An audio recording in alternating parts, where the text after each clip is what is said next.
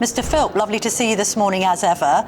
The Sunday Express front page quotes your former colleague David Jones, who's defected to Reform, the latest Tory to do so, claiming that the migrant deal with France, quotes, won't stop a single boat. Do you agree with that analysis? Good morning, Camilla. Yes, I do, because under this so-called deal, it's really a bit of a gimmick in my view. Only 6% of illegal immigrants crossing the Channel will get sent back to France. The other 94% will get to stay in the UK. And obviously, having 94% of illegal immigrants staying in the UK will not act as any deterrent at all. It's another gimmick, just like Keir Starmer's smash the gang gimmick a year or so ago, which you'll notice he never mentions anymore, because so far this year we've seen record ever numbers of illegal immigrants crossing the English Channel, the highest number in history so far this year.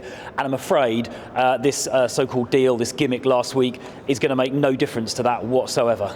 Well, you say it's a gimmick. The Tories were constantly banging on about stopping the boats and smashing the gangs. And it must have been a gimmick when you were doing it, because you didn't do either, did you? Well, not entirely, Camilla. So first of all, in 2023, the calendar year, that was our last full year in office, we actually got the small boat numbers down by about 30%. So that was quite a big step in the right direction. And we then had, the second step in the plan was to basically remove 100% of arrivals the minute their feet touched the shore, using the Rwanda scheme. And obviously common sense tells you that if you've got a 100% or close to 100% chance of getting removed, then you're not going to bother attempting the crossing in the first place. Something very similar worked in Australia about 12 years ago. Now that went through a whole load of legal challenges. We had to pass a new law through Parliament. It was ready to go last summer. It was ready to go at the end of July, just after the election, but it was handed to Keir Starmer and Yvette Cooper on a plate. And what did they do? They cancelled it just a few days before it was due to start. All right. And as a consequence, instead of continuing the downward trend, immigration across the Channel, illegal immigration, has surged by over 40% since the election, and it's now been the worst year in history, thanks to their ineptitude. Although there's an interesting expose in the Mail on Sunday entitled "Boat Migrants' Crazy Golf Trips on You."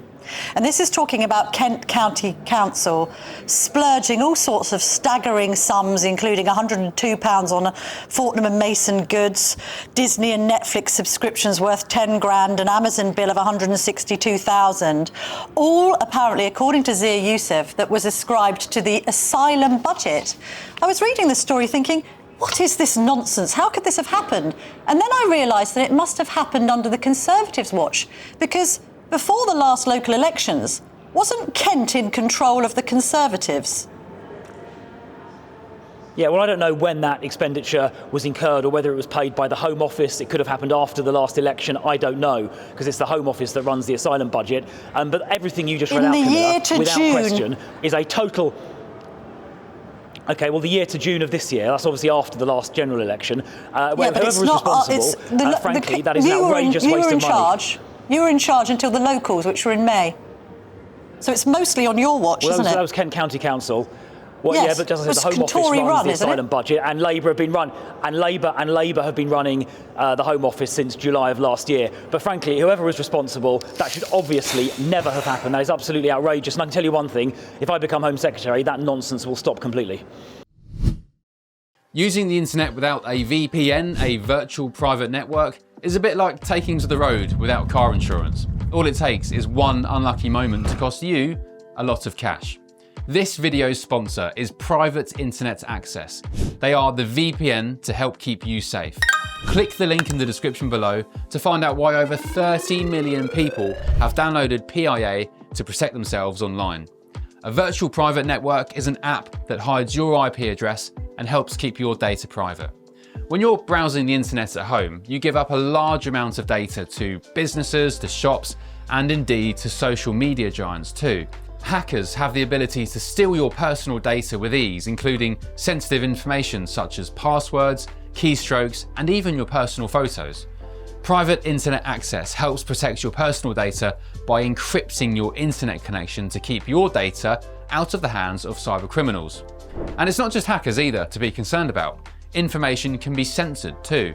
When Canada passed their C-18 bill, social media giants decided to ban news content on their platforms. But PIA can protect your ability to consume the news and content you love. Private internet access is available for Windows users, Mac OS, Android, Linux, iOS, and you can use one PIA subscription to protect an unlimited amount of devices. And we've got a huge GB News discount for you too. Click the link in this video's description and you'll get a massive 83% off PIA.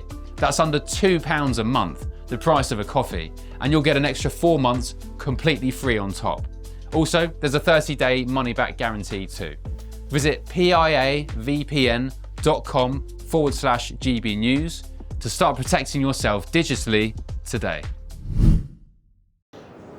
What did you make of Macron saying that Brits have been sold a lie on Brexit? I mean, to be fair, the French president's not wrong, is he? Boris Johnson kept on banging on about us taking back control of our borders and then seemed intensely relaxed about mass migration. Well, I mean, first of all, I don't think politicians in any country should denigrate the results of democratic elections, whether those are referenda or national elections. I think any politician of any colour and in any country should respect elections when they happen and respect the views of the public, and to say, oh, they made a mistake or all that kind of stuff, I think is actually damaging to democracy. So I think those words were not particularly well chosen. Look, on the levels of legal migration in recent years, I've said it before, Camilla, I've said it to you, I'll say it again, they have been far, far too high under successive governments for very many years, but what including recent years, they've been far, far too high. So, as we've discussed previously, we need to have a binding annual cap set by Parliament. I'm not going to stop asking you what the cap should be. We haven't announced the number yet. We haven't. You keep asking, and we are going to come up with a number. It won't be this morning.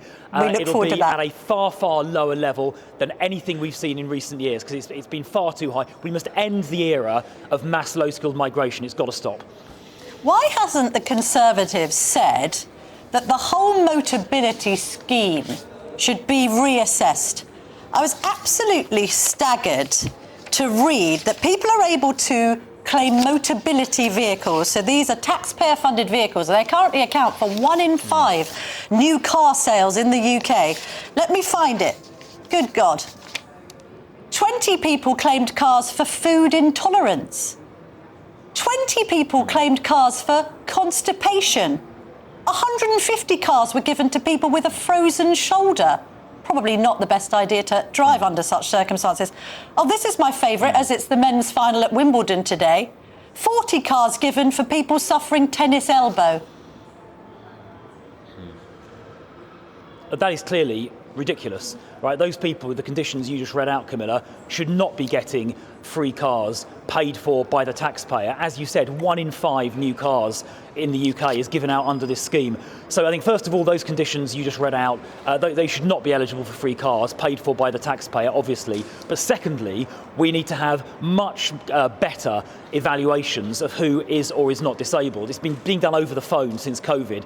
That has to end. As Kemi said in her speech, I think on Thursday, we need to have face-to-face, proper face-to-face medical examinations, so that only people who are actually genuinely disabled get all of these extra benefits, whether it's Motability cars or the extra money, instead of having people with, a bit of anxiety or whatever, signed off and given a lot of extra cash. We simply can't afford it as a country. We tabled amendments in Parliament, I think it was last week, to tighten up on this. For example, those face-to-face examinations, but Labour voted against those. So we have actually a really clear dividing line in British politics. Labour and Reform as well, actually, wanting higher benefit payments. For example, Reform want to get rid of the 2-child benefit cap so people can have 6 children, subsidised by hard-working taxpayers. We Conservatives are the only party who want to reform welfare, get this expenditure down. It's forecast to go to 100 billion by 2030. Well, it went up by 86 because it'll billion. drive taxes for the rest of us up. It went up by 86 billion under the Tories. But let's just move on because we're running out of time. The Prime Minister's having his 7th reset, refresh, whatever you want to call it, of the year. He might reshuffle his cabinet. Who does Chris Philp think should be the first to go? Goodness me, there are so many to choose from. Well, I think, frankly, Keir Starmer himself should be the first to go because he is the one who has presided over massive tax increases. No, fair enough. OK, Rachel Reeves then. OK, come because, on. Rachel Reeves and that's a bit Cooper. Unfair. She was in tears last week. Because well, look, she has presided over massive tax increases. They lied about it before the last election. They said there weren't going to be any tax rises. Then they put up massive tax rises in the budget last October, which has caused unemployment to go up every single month of the Labour government. It's now 12% higher than last year, and it's caused the economy to shrink. Our economy has shrunk for the last 2 months in a row. I'm not clear what Kenny Badenoch's economic philosophy is. I don't think the public is either. Hang on, let me finish this point. Then well, she wrote a thing in the Telegraph about this today. So, look, let me finish the point. Let me finish the point about Labour. They're going to put taxes up even further in the autumn because they don't have the courage to reform welfare. Kemi set out a different approach, controlling welfare, reduce the size of the state, and that will enable the tax base to get down. Kemi is the only leader who is articulating a carefully thought out, credible policy to get this tax burden off the shoulders of hard-working people. But under this Labour government, it's only going in one direction. It's getting worse and worse and worse. OK. Chris Philp, thank you very much indeed, as ever, for your time this morning.